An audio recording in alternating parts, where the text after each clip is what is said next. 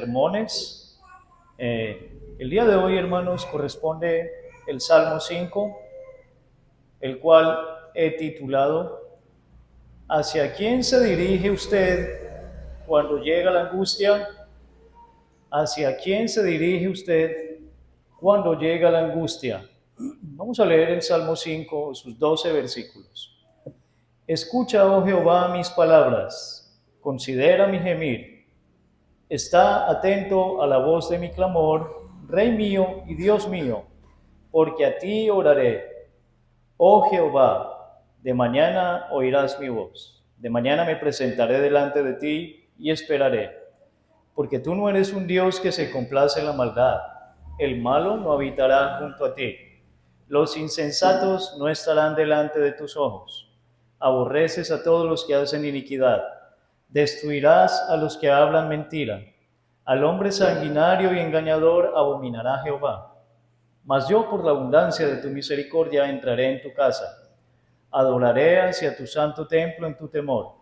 Guíame, Jehová, en tu justicia, a causa de mis enemigos, endereza delante de mí tu camino. Porque en la boca de ellos no hay sinceridad, sus entrañas son maldad, sepulcro abierto es su garganta, con su lengua hablan lisonjas. Castígalos, oh Dios, caigan por sus mismos consejos, por la multitud de sus transgresiones, échalos fuera, porque se rebelaron contra ti. Pero alégrense todos los que en ti confían. Den voces de júbilo para siempre, porque tú los defiendes. En ti se regocijen los que aman tu nombre, porque tú, oh Jehová, bendecirás al justo, como con un escudo lo rodearás de tu favor.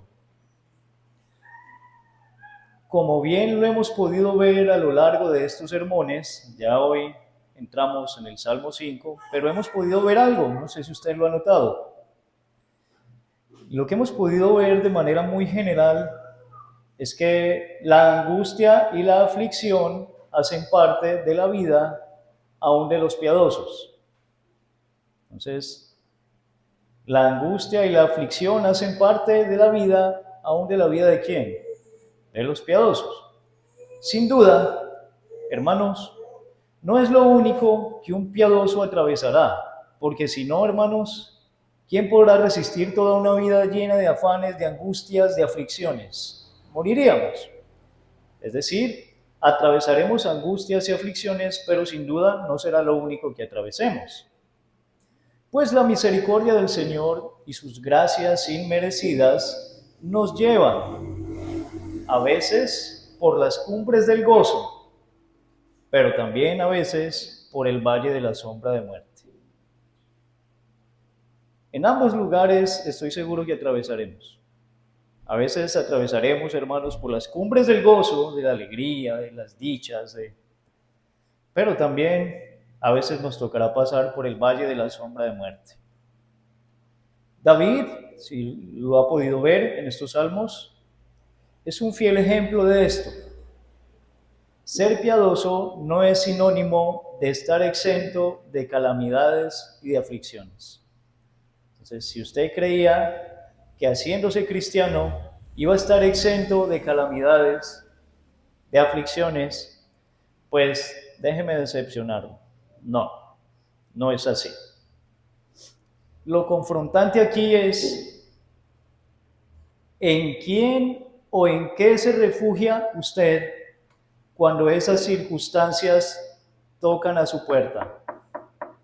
¿En quién o en qué se refugia usted cuando esas circunstancias, es decir, calamidades y aflicciones, tocan a su puerta?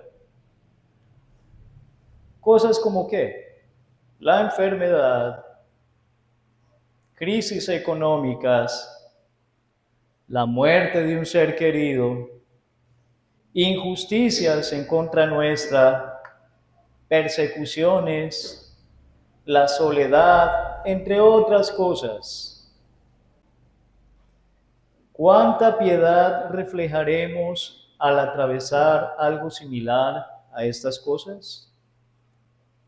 Escuche, ¿reflejará usted piedad cuando le toque atravesar la enfermedad, crisis económicas, la muerte de un ser querido? injusticias en contra suya, usted va a reflejar piedad. ¿Cuánta piedad va a reflejar? Porque de seguro, eso estoy muy seguro, a lo largo de nuestra vida, así va a ser, hermanos.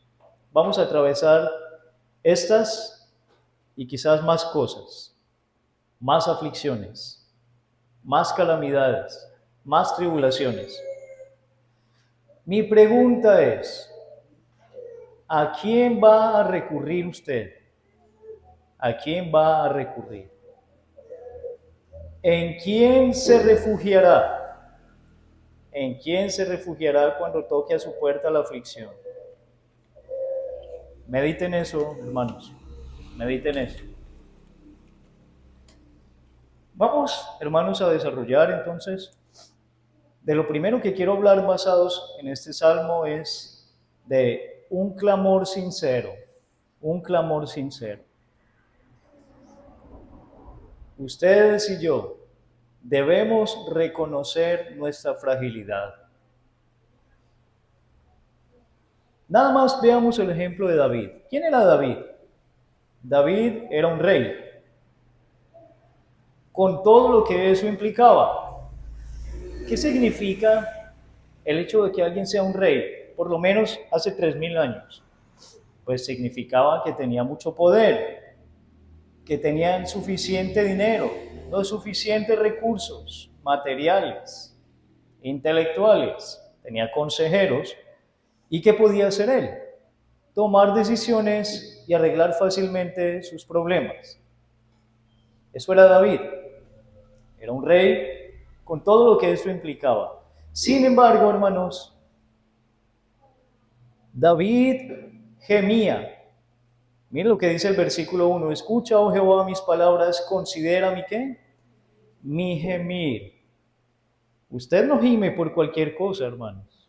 Usted gime por un dolor profundo, por algo que le está pesando duramente en su alma, en su corazón, algo que le está constriñendo, aplastando, destrozando. David era un rey que tenía poder, dinero, nivel adquisitivo para solucionar sus problemas, pero él, ¿qué hacía? Gemía. ¿Cuánto más nosotros, seres comunes y corrientes que andamos a pie? ¿Qué nos tocará hacer, hermanos? Gemir, gemir. Y es que la angustia no perdona posición social. La aflicción no respeta jerarquías. Ella llega para mostrarle al hombre cuán pasajera y efímera es su existencia. Entonces, entienda esto.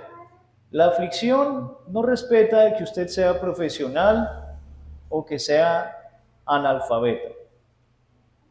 No podemos decir que es que la aflicción solamente llega para los que no tienen estudio o los que son pobres. No, hermanos, la aflicción no respeta posición social ni jerarquías. Ella llega. ¿Para qué llega la aflicción? ¿Sabe para qué? Para mostrarle al hombre cuán pasajera y efímera es su existencia. Eso vemos con la aflicción, que nosotros acá somos una nube, una neblina. Eso es nuestra existencia, hermanos. Una neblina que se desaparece en un instante, en un abrir y cerrar de ojos. Al darnos cuenta de tal fragilidad y de lo fácil que nos resquebrajamos, ¿qué debemos hacer? Pues debemos suplicarle al Señor con toda sinceridad, con toda sinceridad. Cuando usted se da cuenta de lo frágil que es, gracias a ese instrumento que se llaman aflicciones, tribulaciones, usted se da cuenta que su vida va y viene en un instante. ¿Qué nos queda, hermanos? ¿Qué cree que debemos hacer? Pues debemos suplicar al Señor con toda sinceridad. ¿Qué otra opción nos queda, hermanos? Vaya y busque otro ser humano. ¿Qué le va a decir? Querido amigo, Si usted está en Guatemala, yo estoy en Guatepeor. Entonces, la solución, hermanos, ni siquiera es el hombre. ¿Qué poder tiene el hombre para extendernos la vida? ¿Qué poder tiene el hombre para llevarse nuestras cargas? ¿Lo tiene, hermanos? Podrán ayudarnos con algunos asuntos, pero realmente el gemido de un ser humano solo lo puede sanar Dios, nuestro Padre, por medio de Cristo, hermanos. Así que gima, pero gima a la persona adecuada, que es Jesucristo. Que es Jesucristo, hermano. Suplique al Señor con toda sinceridad. No nos quedan más opciones. Dice David, hermanos, en el versículo 2, está atento a la voz de mi clamor, Rey mío y Dios mío, Rey mío y Dios mío. ¿Por qué clamar a Dios? Porque Él es nuestro Rey. Mira lo que está diciendo David, esto tiene importancia. Cristo es nuestro.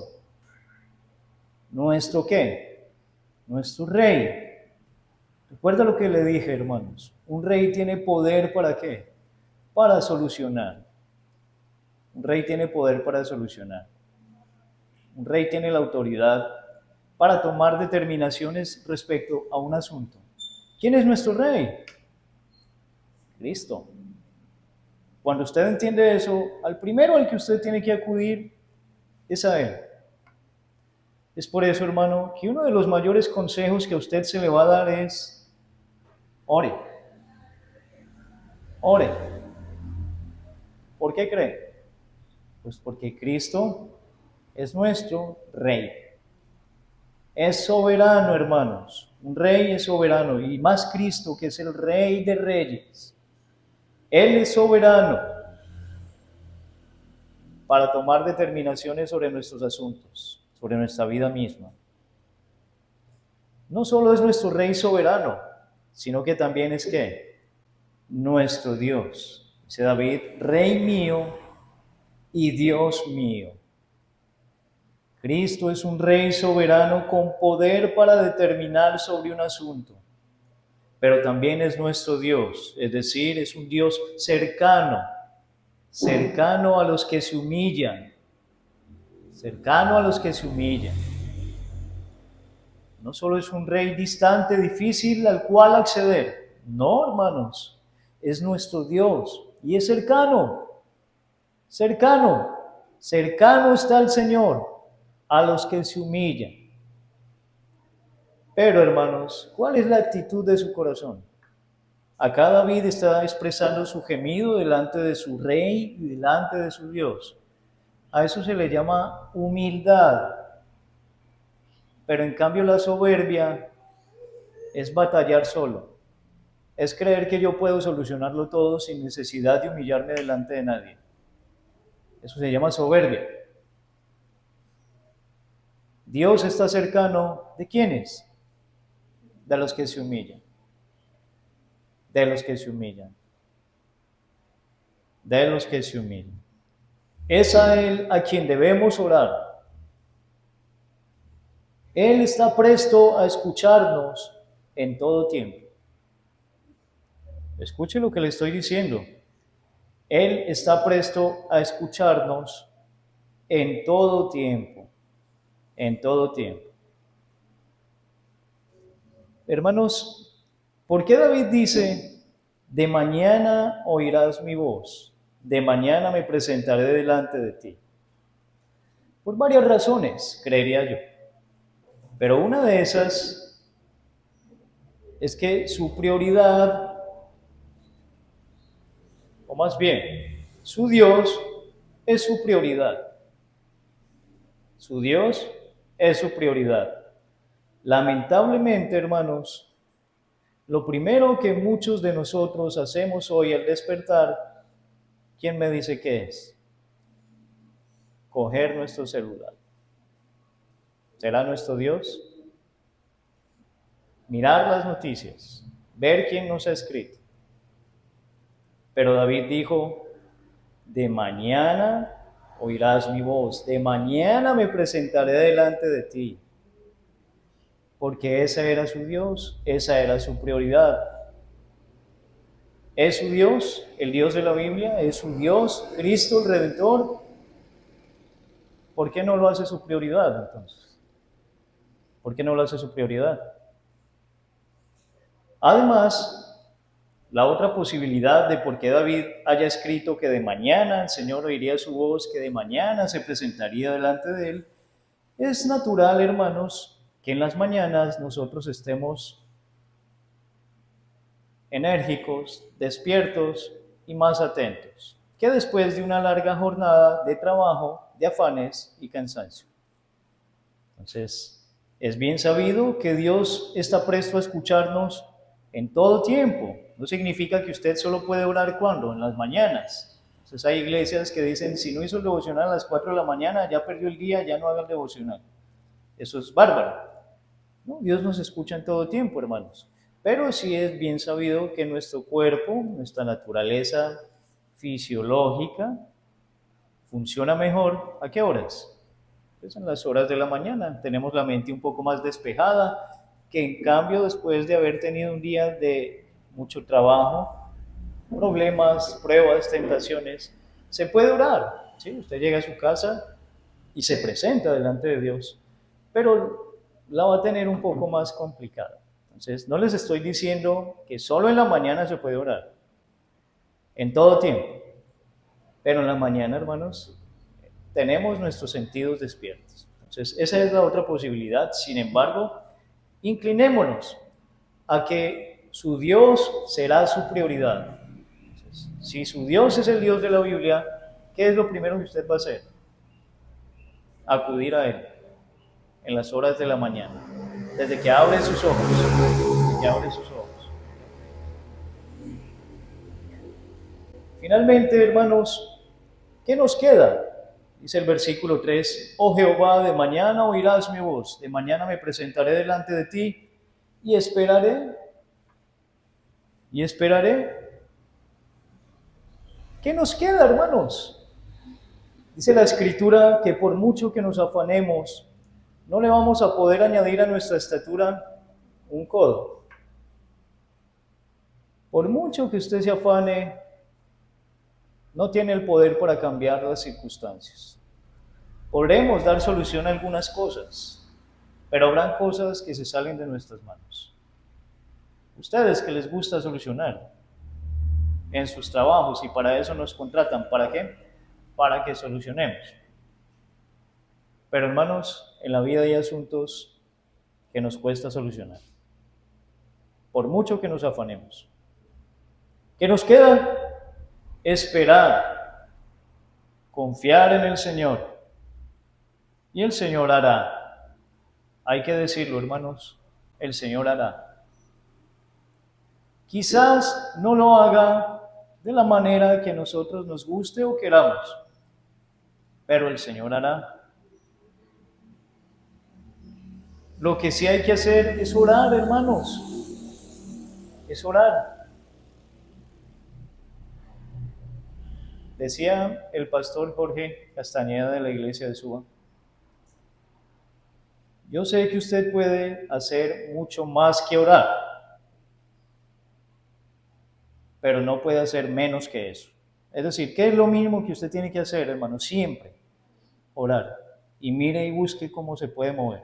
Pero lo primordial es orar, hermanos. ¿Cómo un cristiano no ora? Eso para mí es algo irrazonable. ¿Cómo es posible que usted se diga cristiano y no ore? Déjeme decirle que su cristianismo está muy mal.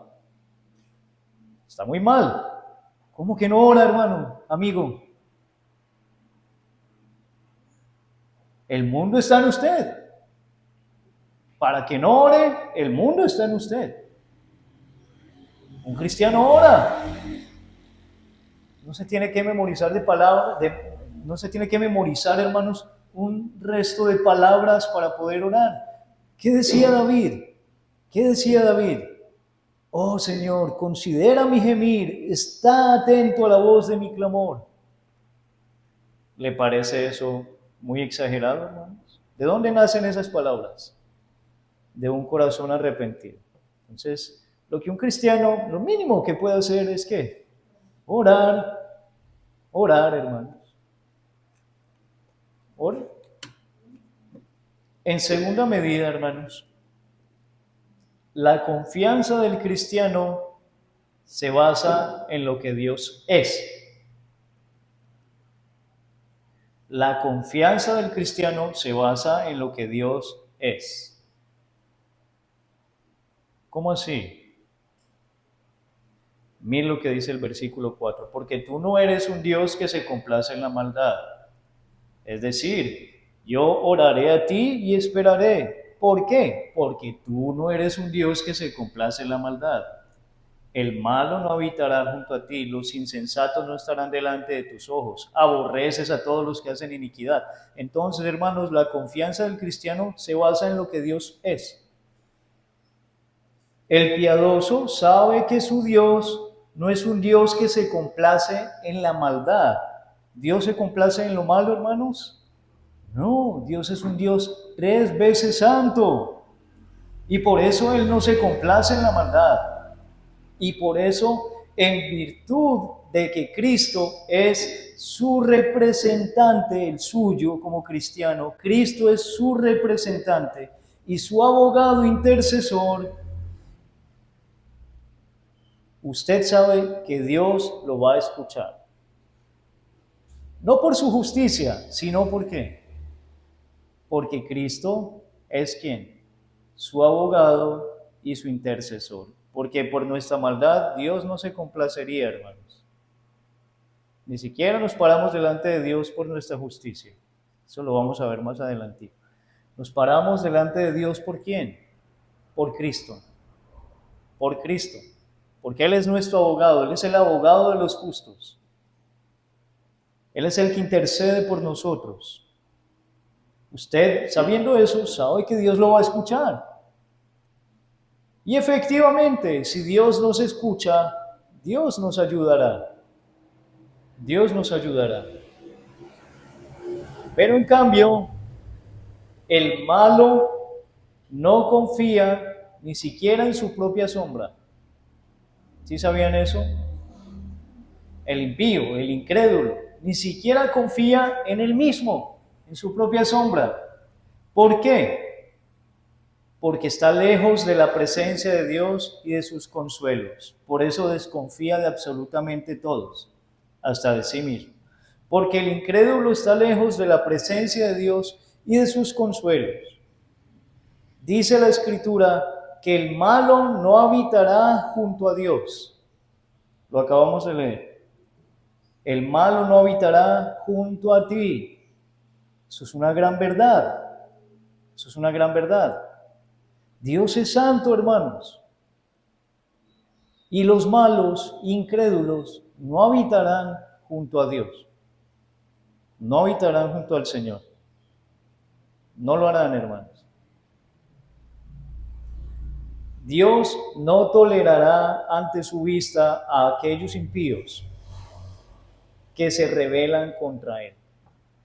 Miren, estamos hablando de una verdad que la Escritura, hermanos, nos está mostrando, que riñe con un mundo que habla de tolerancia, de amar a todos, de respeto,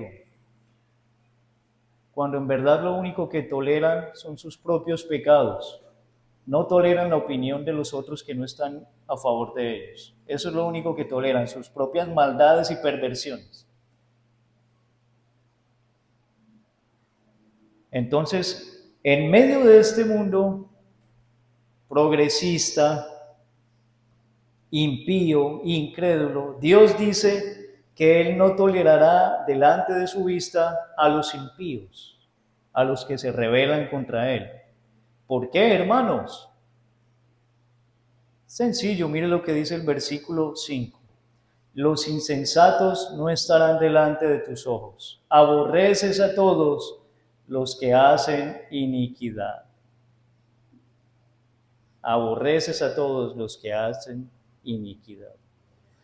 Porque, hermanos, Dios no solo aborrece las acciones pecaminosas, llenas de todo pecado y de maldad, sino que, y aunque suene duro, y espero no herir susceptibilidades, pero si así es, pues es lo que dice la Escritura, hermanos, Dios también los aborrece a ellos mismos, al malo.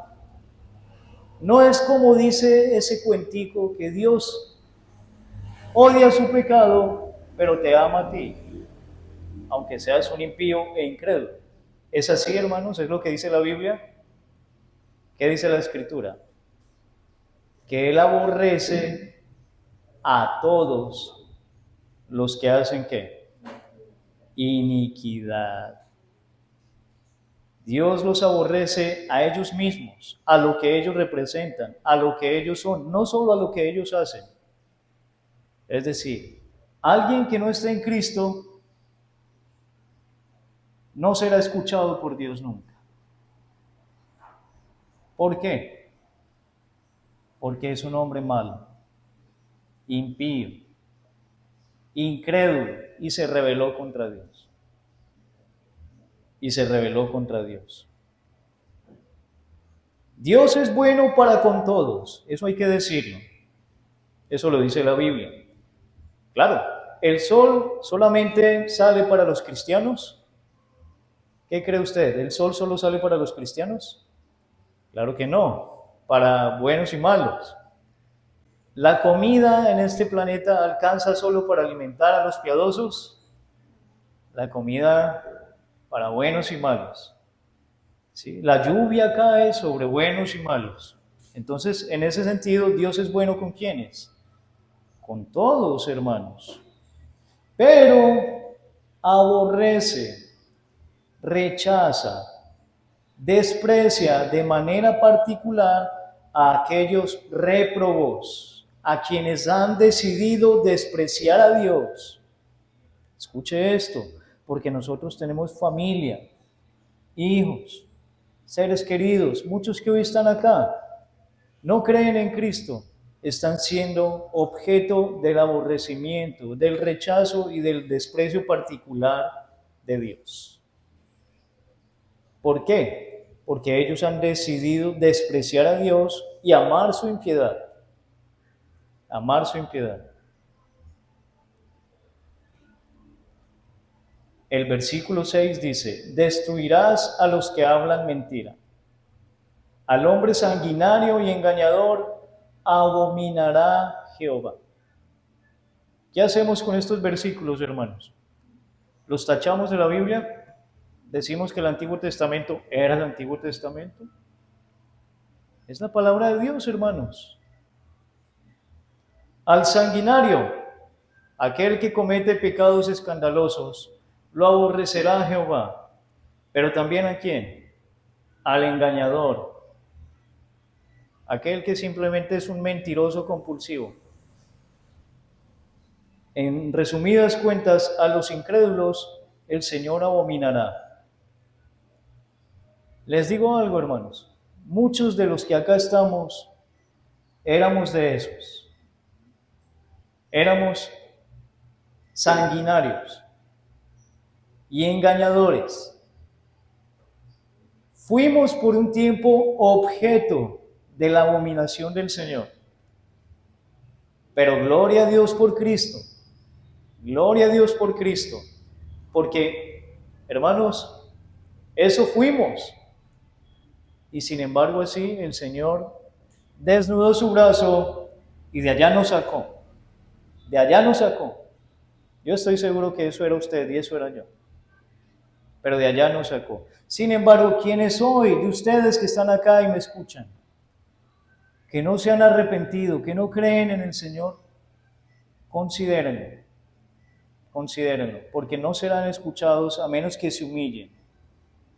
A menos que se humillen. No serán escuchados porque sobre ustedes tienen un peso terrible, que es la abominación del Señor, a sus obras y a su propia personalidad, a lo que ustedes. Entonces, considérelo, considérelo. Entonces, ¿por qué creemos que Dios oye a los cristianos? No por nosotros. Eso éramos nosotros. Sabemos y confiamos en que el Señor nos oye porque Dios es santo, que no se complace en la maldad. Y el santo, su Hijo, ahora está en nosotros. Y es por eso que Él nos oye, hermanos. Es por eso que Él nos oye.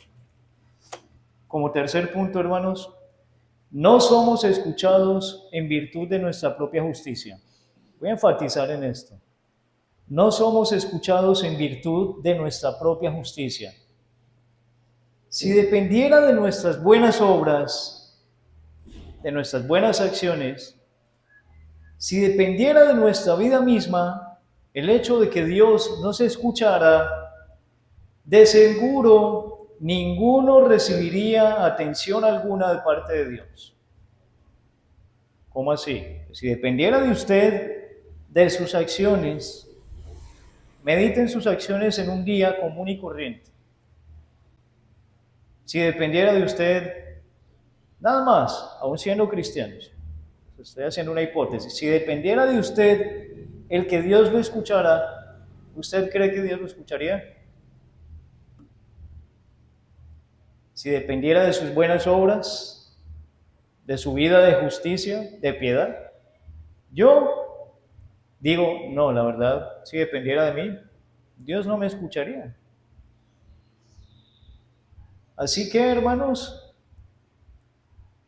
solamente seríamos objeto de su justo rechazo. Pero como no es por nosotros, hermanos, gloria a Dios por eso, no es por sus acciones ni sus buenas obras que ustedes han escuchado, sino por la abundancia de su misericordia, es que podemos entrar con libertad al trono de su gracia. Si no fuera por eso, ningún ser humano sería escuchado. Es por Jesucristo, es por su obra perfecta, es por su clemencia, Él es clementísimo. Es porque Él, Cristo, nos representa y nos abre el acceso al trono celestial. Solo Cristo tiene las llaves.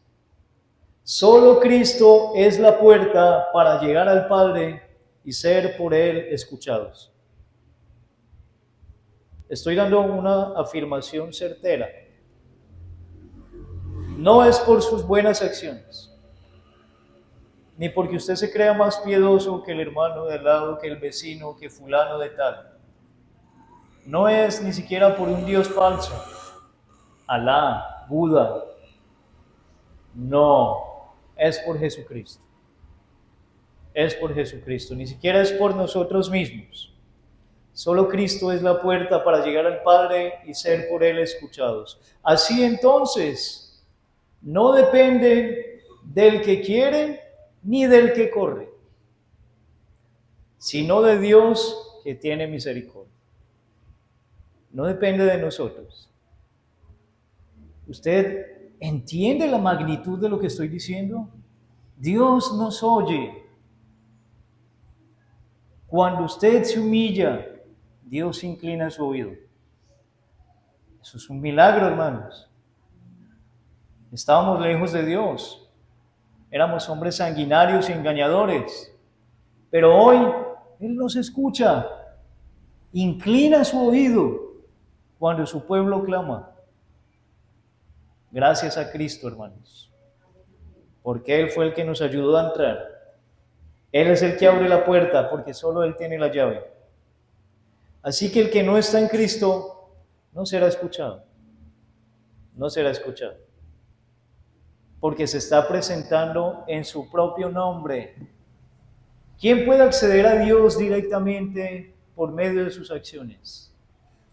Por medio de sus capacidades. ¿Quién puede, hermanos, levantarse y decir, escúchame, en nombre mío, escúchame? ¿Quién lo puede hacer? Ningún ser humano, hermanos. Es por eso que digo, el que no está en Cristo no será escuchado. No será escuchado. No depende del que quiere ni del que corre, sino de Dios que tiene misericordia.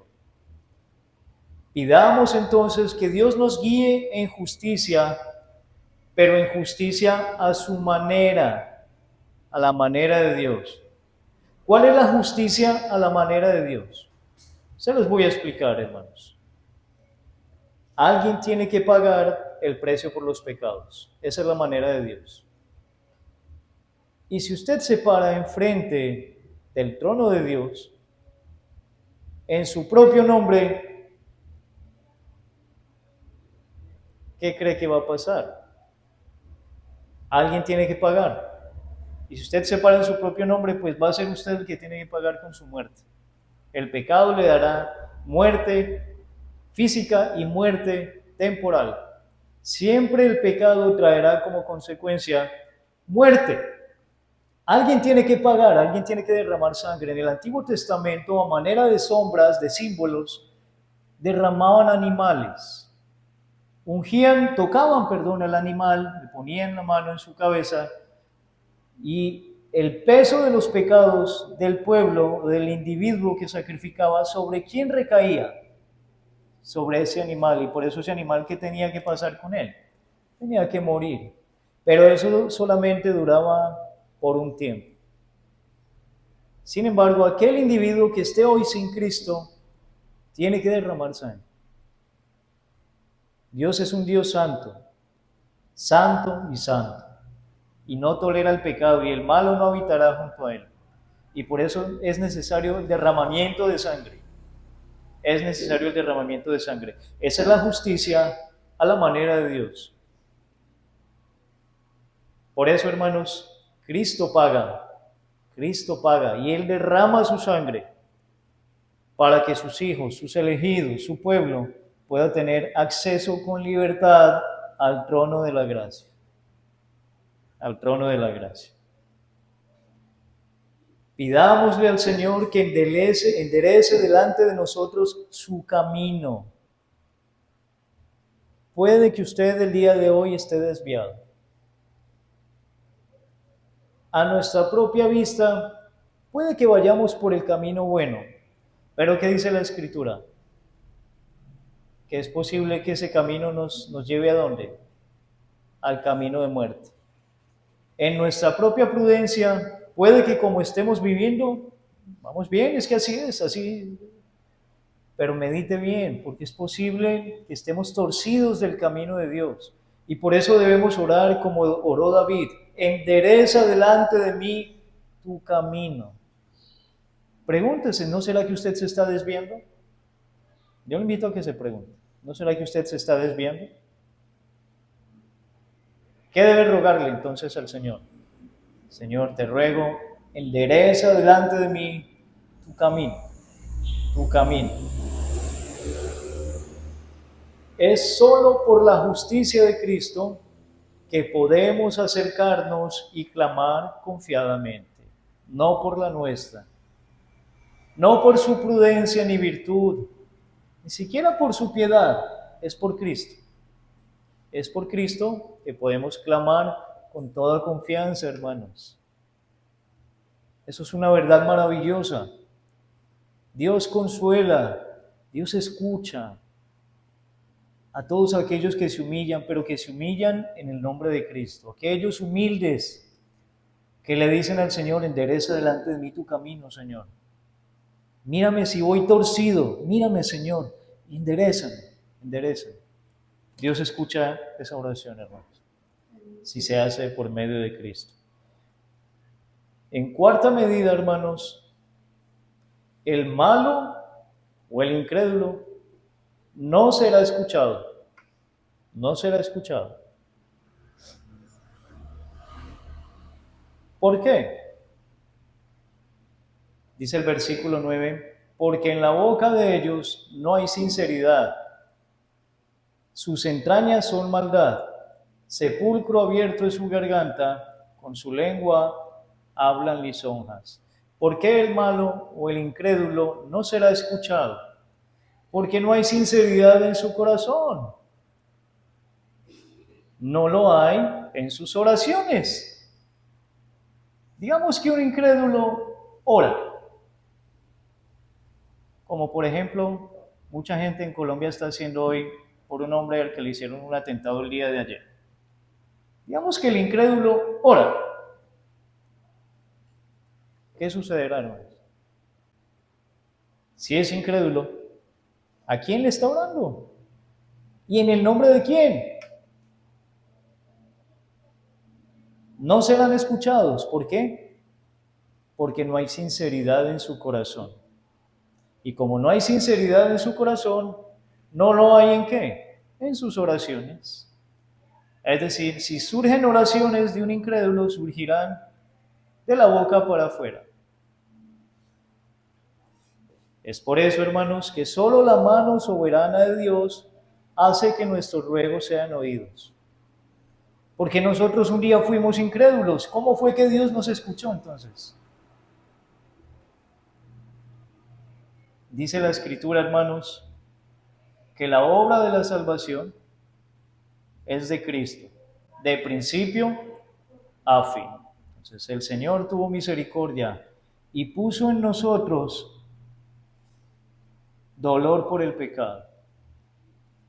Nos confrontó, nos humilló. ¿Y eso nos llevó a qué? A orar. Pero hermanos, el incrédulo por sí mismo, solito él no tiene sinceridad en su corazón, sus oraciones no van a ser sinceras. ¿Por qué no será oído el incrédulo? Todo lo que constituye al incrédulo es maldad. Todo su ser está manchado con el mal. Eso lo dice el mismo versículo 9. Sus entrañas son maldad. Se está hablando del incrédulo. Usted, que está sin Cristo, amigo, le digo que está viviendo una vida miserable porque usted no está siendo atendido. Es más, usted no quiere ser atendido. Usted no quiere ser atendido por Cristo. Y por eso no está siendo oído. Todo lo que hay en usted está manchado con el mal, desde su alma, su corazón, hasta su propio cuerpo. Y por eso Dios no lo escucha. Dios conoce los más íntimos secretos de los hombres, lo más profundo de ellos. ¿Y qué halla Dios en el impío, hermanos? ¿Qué es lo que halla Dios en el impío?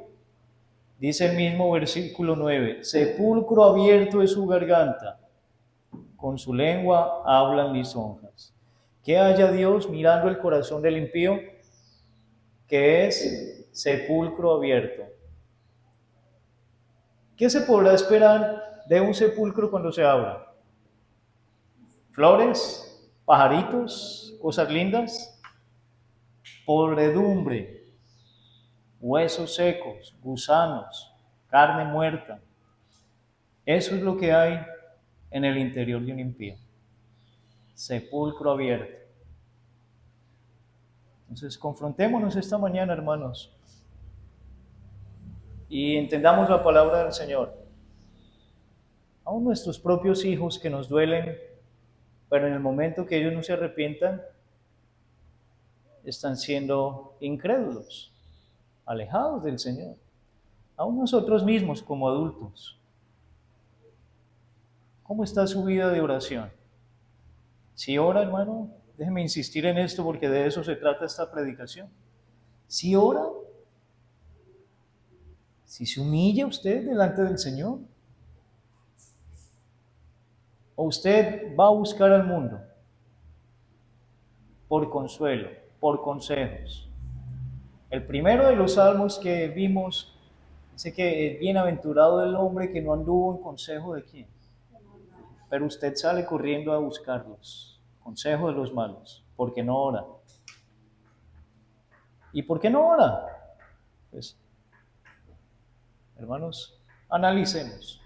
Si alguien no ora, es porque no tiene fe, es porque no está en Cristo, no ha nacido de nuevo, hermanos. Eso es lo que hay en el hombre incrédulo, sepulcro abierto en sus entrañas. Sigue diciendo, hermanos. Versículo 10. Castígalos, oh Dios, caigan por sus mismos consejos, por la multitud de sus transgresiones, échalos fuera, porque se rebelaron contra ti. El hombre impío será echado fuera. ¿Fuera de dónde? Del reino de Dios, donde será el lloro y el crujir de dientes, si no se arrepiente. Si no se arrepiente. A usted, querido joven, niños, si no se arrepiente, será echado fuera. Será echado fuera. Fuera de Dios. ¿Usted sabe lo que significa vivir eternamente separados de Dios? Ese es el infierno, hermanos. Dice la Escritura que allí será el lloro y el crujir de dientes. Pero, hermanos, amigos, hoy hay que arrepentirse. Hay que arrepentirse. ¿Por qué serán echados fuera? ¿Por qué serán echados fuera? Por rebelarse a Dios y a su palabra. La rebelión está asociada a la anarquía. Y la anarquía significa querer vivir sin gobierno, sin que nadie me dirija. Como el individuo no quiere acercarse a Dios y no quiere que Dios lo gobierne, ¿qué hará Dios al fin, hermanos? Lo echará fuera. Usted se rebeló, no quiso, fuera, fuera. El hombre, hermanos, por naturaleza está separado de Dios, eso lo sabemos. Nada hay en él que le acerque al Señor. Antes, al contrario, nuestra naturaleza, y lo comprobamos en nuestros bebés, hay rebeldía. Un niño va creciendo y ¿quién le enseña a decir mentiras? ¿Quién le enseña a decir, por ejemplo, malas palabras, vulgaridades a un niño? A veces la escucha de los papás, pero en gran parte usted empieza a ver manifestaciones de rebeldía del niño desde pequeño. ¿De dónde viene eso? Inocente palomita, son angelitos. Ellos son seres que aún no han hecho pecados externos como los nuestros, pecados escandalosos, digámoslo así, pero en su naturaleza, ¿qué hay, hermanos? La naturaleza de todo ser humano, desde el vientre de su madre, está cargada con el pecado. Está cargada con el pecado. Entonces, no hay nada en el ser humano que por sí mismo le acerque al Señor. Sepulcro abierto es su garganta. Hay que entender esa realidad, hermanos. Punto final, 5. ¿A quién iremos? ¿A quién iremos? ¿Todo se acaba entonces? ¿A quién iremos? Solo Cristo nos acerca al Padre. En una ocasión, Jesucristo dijo ciertas verdades, como por ejemplo, que solo puede venir a Él el que Padre le trajera. Es decir, que yo voluntariamente yo no tengo la capacidad y el poder para venir a ¿quién? A Cristo. Cuando Cristo dijo eso en Juan capítulo 6, ¿qué creen que sucedió? Dice la Escritura que muchos de sus discípulos dejaron de andar con Él. Cuando Cristo los confrontó y les dijo, nadie puede venir a mí si el Padre que me envió no lo trajera. Entonces, si hoy vinimos a Cristo no fue porque se nos vino en gana o porque un día hoy amanecimos con ganas de venir a Cristo, fue porque ¿quién nos trajo? Dios mismo nos trajo a Cristo. Cuando Cristo dijo esa verdad en Juan 6, muchos dejaron de andar con Él. Muchos dejaron de andar con Él. Y Cristo desafió a sus 12 discípulos y les dijo, ¿ustedes también se quieren ir? Pero era que ellos ya habían entendido algo, hermanos. ¿Y qué respondió Pedro? ¿A quién iremos, Señor? ¿A quién iremos si solo tú tienes palabras de vida eterna? ¿A quién iremos?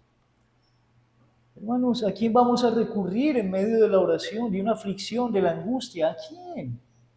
¿Al psicólogo? ¿Al mejor amigo? ¿Al mundo? ¿Al mundo? Solo Cristo tiene palabras de vida eterna. Él tiene palabras de vida y de esperanza para el alma cansada y afligida. Él justifica al malo. Yo era malo, hermanos, y Él me justificó en la justicia de Cristo, no en la propia mía. Él justifica al malo, al que se arrepiente, al que entrega las cargas de su pecado humillado delante de Él. El Señor le dará el gozo a los que hoy se lamentan.